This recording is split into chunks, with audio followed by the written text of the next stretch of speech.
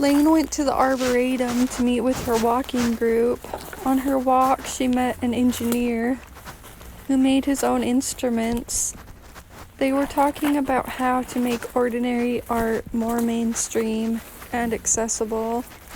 Artists aren't necessarily the best at promoting their work, he said, but if it's good enough, people will start to notice it.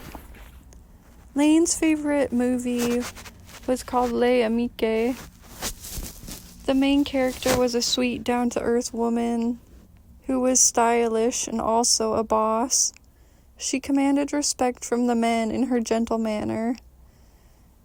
She fell in love with a man, but realized she liked her independence over raising a family, and chose her career. Laine wondered if she was changing like that.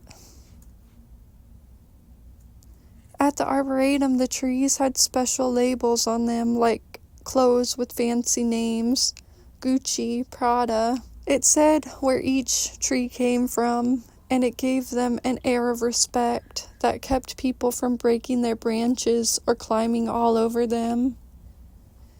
She guessed she had never gained that respect with her class. She was overcommitted, devoting a lot of time to her class, finding material, and trying to improve as a teacher. In her dreams, she was playing basketball, but she was too tired. She just sort of slumped over. Mother Earth needs you, the Tuatha said, but causes for the earth take a long time. Big ideas don't come easy. Wait, am I helping Cuchulain, or the earth, or the little boys I used to teach? She asked. Maybe all three, they replied.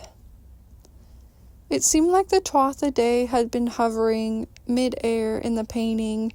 When they finally finished their discussion, Laine remembered she was not at the Arboretum, actually, but on the cold, hard underground of ancient Ireland, where Cuchulain had left her, and Lug faced her. Okay, here's the deal, he said.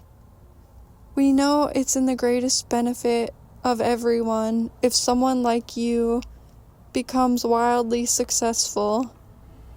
We'll do our part to help you succeed, but you have to keep going no matter how tough it gets.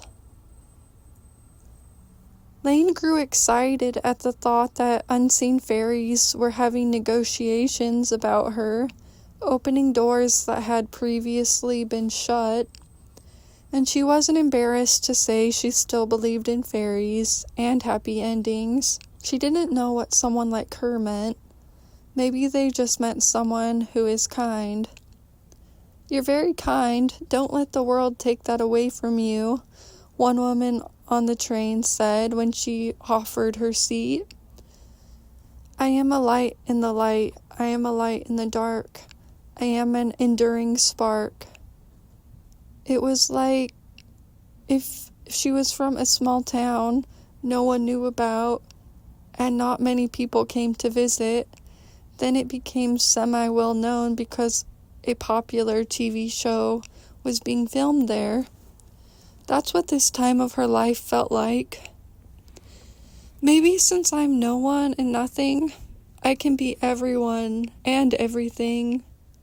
We're all nobodies and everybodies. She was reminded that she could find humility not by trying to shrink herself or make herself conform, but by focusing on serving the world and uplifting those around her. She closed her eyes, trying to imagine herself as the Tuatha saw her. She opened her eyes. They were specks in the painting. Lug was looking at her in a gold-flaked mirror. Okay, but how am I supposed to help Cuchulain? He doesn't listen to me. Just keep writing, they said. What does your mom say? Jerry asked, when she went to visit him after visiting her relatives in Kilkenny. She says it's difficult to make a living as a writer. It's not easy, Jerry said, but nothing's impossible. Jerry was the person who she considered a mentor. Nas Balin, Jerry said. That's the name of the itinerant craftspeople. There is a famous song, about the unrequited love of a farmer's daughter for an itinerant worker who left when the harvest season ended. Baleen means a short period or spell, Jerry said. In hard times, these itinerant builders and craftspeople had little work to do and had to go from place to place to earn their living. Some did find their lucky break, though. His words were still as relevant today as they were 9 years ago. She had a lot of irons on the fire. Maybe she was a blacksmith. It seemed just as one goal neared completion, another one started. Like learning Italian. New doors opened, more new doors. There were even new dreams within her dreams. Starfish has goals and hobbies that might seem random to others, with their arms stretched out in many different directions, but they trust their hearts. She was lucky to have such interesting hobbies. Why not expose herself to different cultures and try new things? The exchange of perspectives could spark new insights and stimulate creativity through diverse input. Jerry spent his 20s exploring like her. He rode the Greyhound around the U.S. and met Grandpa Bob at the farm. They were like the same, only she had explored Ireland and her family there. He said he learned over 12 languages for a test he had to take. They didn't know what language the test would be in. He knew Irish Gaelic from his childhood. It didn't seem like the impossible was impossible for Jerry. Laine thought it was interesting how when she dreamt, anything was possible. She could even breathe underwater. A good dream made for a good day, renewing her body and mind. She's just cool, someone said. The man of her dreams existed in her dreams. For now it was good enough to be loved by her mom and the little people.